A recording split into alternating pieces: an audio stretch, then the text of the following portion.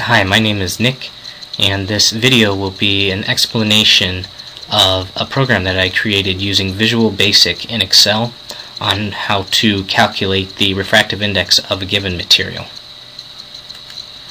To understand the need for this, or what this calculation is, understanding what the index of refraction is usually a good first step.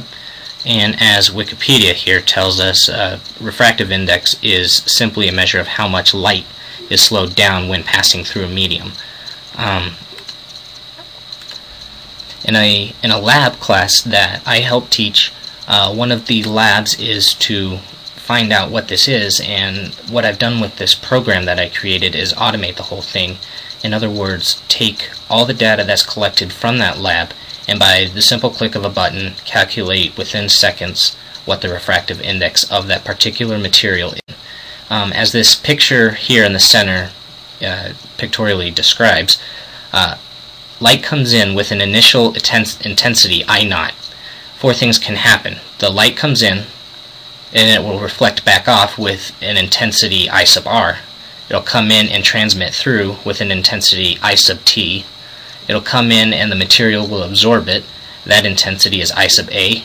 And lastly, the initial intensity will come in and it'll hit something like a defect within the material, and light will get scattered in every which direction. For this lab, however, we are assuming that IA and IS are 0, and so what we're going to be dealing with is just simply the initial intensity of the light gets divided into two parts, that of the reflected intensity and the transmitted intensity, with I0 equals IR plus IT. In other words, the reflected intensity and the transmitted intensity, the sum of those two should equal what the initial intensity of the light was coming in at the medium. If we divide both sides by I0, we get this following equation, which simply states, as you can see, 1 is equal to IR over I0 plus IT over I0. The ratio of IR to I0, or the reflected intensity to the initial intensity, is known as the reflectance R, and the ratio of the transmitted intensity to the initial intensity is known as the transmittance T. We further know that the reflectance is related to the refractive indices of what's known as an incident material and a transmitting material. Light travels through air, so that's the incident material, and it's going to be transmitted through a different material that we are going to be calculating the refractive index for. As this equation explains right here, reflectance is equal to the difference between the refractive indices of the transmitting material and the incident material divided by the sum of them, and then you square it. Because air is the incident material, and we know what that is, it's 1, it's a standard, we know that the reflectance of a material is equal to its refractive index minus 1 divided by the refractive index plus 1 squared.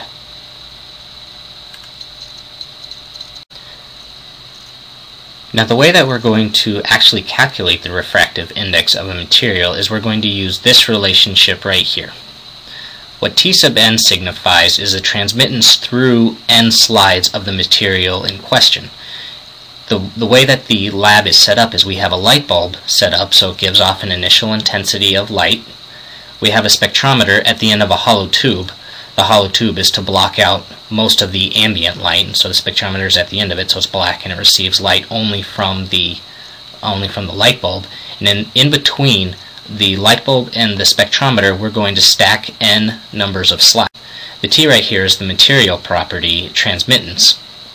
But unfortunately, we don't know anything about that. However, from the equation up here, where we have 1 is equal to R plus T, we know that T is equal to 1 minus R if we subtract R from both sides of the equation. Furthermore, we know that R is equal to n minus 1 over n plus 1 squared, and so if we use those relations, we can plug it back into this relationship and get that T sub n is equal to the exponential of 2 times n, again, n is the number of slides through which the light is passing, times the natural log of 1 minus the quantity of the refractive index minus 1 divided by the refractive index plus 1 squared. Now if we take the natural log of both sides of the previous equation, what we get is the natural log of Tn is equal to 2n times the natural log of 1 minus n minus 1 over n plus 1 squared. Now if we look at this carefully, we can see that it can be a linear relationship. If we take the values that we will measure of t sub n, if we plug that on the ordinate and we plot it versus n number of slides on the abscissa, we'll get a linear relationship which is equal to 2 times the natural log of n minus 1 over n plus 1 squared. Through some clever algebra, which is very straightforward and easy, we can get directly from this what the refractive index of a material is. Now, in the lab, the spectrometer records or measures the intensity of the light coming in, but it doesn't give it back in units of intensity. Instead, what we do is we hook up a digital multimeter to the spectrometer, and we can record voltages which are proportional to the intensities that the spectrometer is measuring. So the ratio of IT to I naught that we discussed earlier is equal to the voltage that is recorded to the initial voltage. So what I've done in this Excel program right here is given a cell for initial voltage right up here in cell B1, and I've put a slide bar that you can use to slide back and forth and tell to set what the initial voltage is. Now, the data that I've already entered here in column B is some sample data that was actually recorded from this experiment a number of years ago. The initial intensity was 1.82, so I set that back there.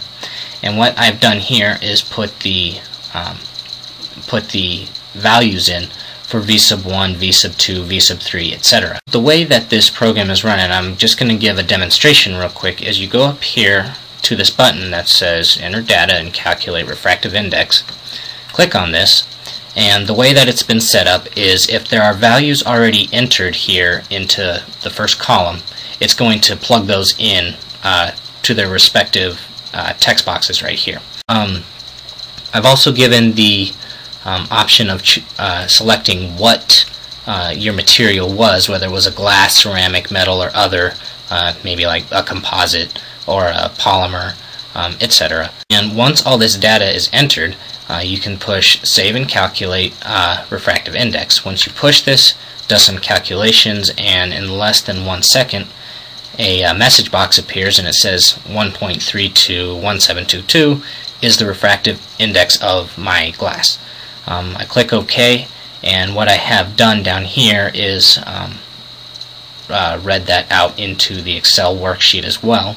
And I also have a graph here that gives the linear relationship between the natural log of transmittance and the number of slides, in which case the slope, that's equal to that big long mess that you do some algebra to, and you can calculate the refractive index, which is done in the backside of this code. Now, one of the cool things about this program here is that it doesn't require you to have entered any data into these cells right here.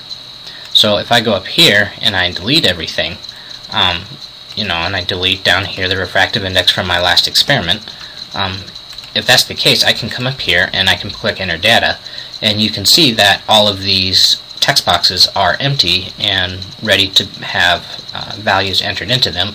If that were the case, I would click this Save and Calculate Refractive Index. It would plug them back into here, do the calculations all over again, and everything would be fine and dandy. I'm not going to do that right now because it'll take too much time, so I'll put all this data back.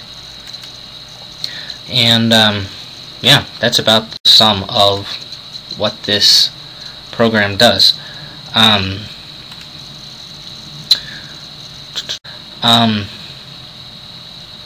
There's a couple checks in there just to make sure that the data that's entered is reliable and can be calculated. This deals with a square root here and there, and so you can't have negative values for that, so it does a check within the background to make sure that they can do it. And if something doesn't work there, then it prints an error message and says you need to do it again.